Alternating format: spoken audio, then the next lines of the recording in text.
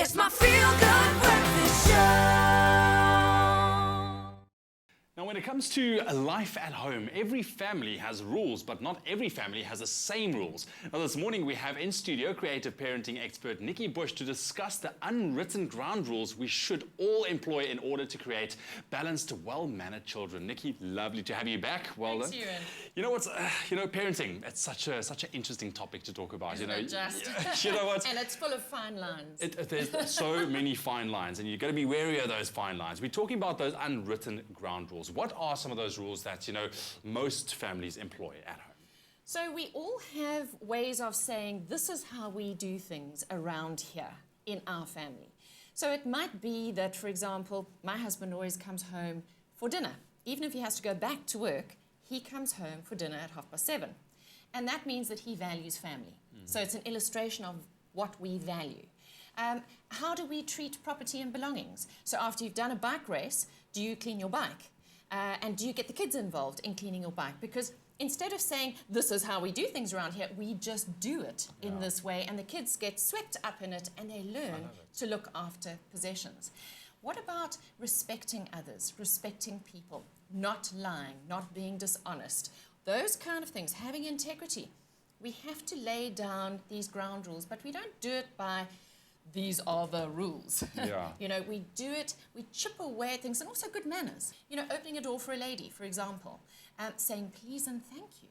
So when you've been out to a party with your child and you leave the party, you say things like, right, let's go and say thank you very much for having us to so-and-so. And you kind of do it together when your kids are little, like your son is 3. So you do it together until they learn to do it by themselves. Yeah. You know what, I find this very interesting, and it makes me very happy to hear what you're saying, because this is exactly what I do with my boy. I'm somebody who loves to keep my cars clean, inside, outside, and I had him spend probably about 2 hours with me washing cars the other day, but it was not because I told him to, it was just because he actually almost wanted to do it with me. You see, they want to be with you. Yes. And they actually want to do what you do really well. So they copy us. They're a very visual generation. They take in more cues from what they see than from what they hear. So you standing there saying, do this, do that, and you must be like this, but you doing the opposite, they will do what they see, not what they hear. So it really comes down to lead by example. Once again, it puts a whole new light, a whole new spin on it. Lead by example. And when you're around the dinner table, it's a wonderful time to have conversations. Talking about maybe something you've seen in a movie, or maybe another child who is really rude. And you talk about, that's not how we do things around here. Yeah.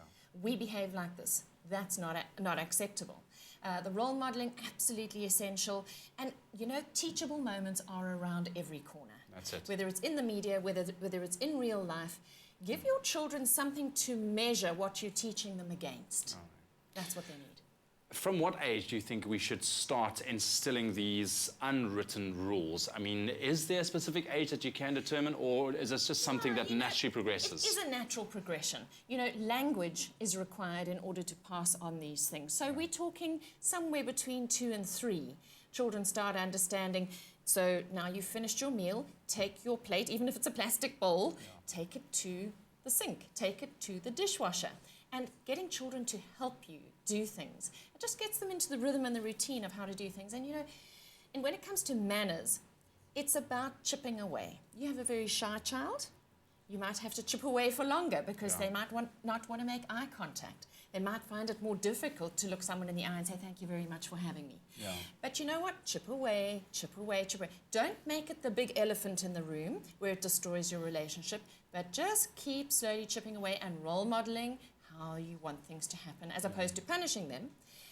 And the more you do that, the more you find eventually, I think both my children were quite shy, and it took a lot longer than my sister's kids for them to do the look you in the eye, shake your hand, how do you do kind of thing. But when they finally do it, your sense of pride at your children is amazing, because it makes them likable. That's it. And likability is a very helpful, useful character trait in terms of getting jobs in the future world of work, connecting, being part of a group. Likability is huge. Absolutely. So I want to wrap up with this. I mean, what does these unwritten ground rules mean to youngsters, taking it forward, when they grow up, how does it translate from instilling it from a young age? Incredibly important, because if you're likable, you get the job offers. If you're likable, if you have manners, you stand out from the crowd. And that's the thing. They need to stand for something in order to stand out. If you're part of the herd mentality, oh, whatever, Yeah. you know what? Nobody actually wants to employ somebody like that at the end of the day. Yeah. They want somebody who's got purpose, who has people skills, who has respect. So go the extra mile. Yeah. Keep digging deep. Keep chipping away, because it's going to be worth it in the end. Well, and I'm sure also be consistent as a parent with your Very much so. ground rules. What children see and what they hear Yeah. needs to be congruent. Sure, it really just puts a whole new perspective on the weight that's on the shoulders of parents. It really is. But thanks so much once again for giving us your insight this morning. Really appreciate it. The bottom line is that good manners, as opposed to being a goody two-shoes, actually helps a person to develop the quality of likability. And like Nikki says, that is the key, being likable. But that will take you really far in the life ahead. So do that little bit of groundwork as a parent and enforce those unwritten ground rules.